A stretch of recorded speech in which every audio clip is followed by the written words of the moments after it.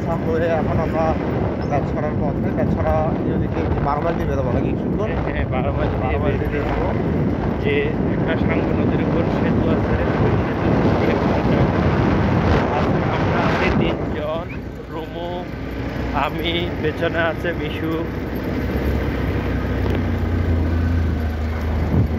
আসলে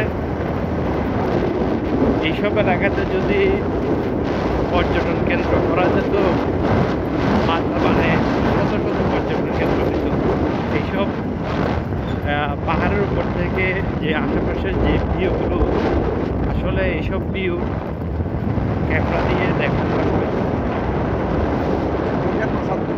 চোখের প্রশান্তি। এখানে আসলে বোঝা যাবে আসলে এই ভিউগুলো কত সুন্দর। এবং এই যে পাহাড়ের চূড়ার উপর দিয়ে যে রাস্তাটা,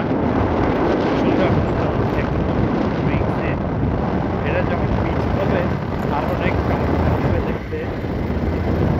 যে কোনো পর্যটক এদিক দিয়ে এসে অনেক অনাবাদী জায়গাও কিন্তু পাহাড়ের মধ্যে যেখানে পড়ে আছে দেখা যাচ্ছে।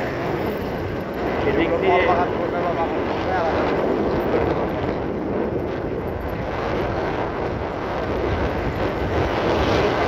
এছাড়া এই রাস্তাগুলো হওয়ার পর আশেপাশে বিভিন্ন ধরনের ফলজ বাগান, যেগুলো এখন আমাদের পাহাড়ে জনপ্রিয় হয়ে উঠেছে। মালটা, কমলা, আপেল কুল, বাউ কুল, এছাড়াও আছে কাজু বাদাম, আরও বিভিন্ন ধরনের ফল ফলাদির বাগান। এইসব রাস্তার আশেপাশে হইলে সহজে বাজারজাত করা যাবে।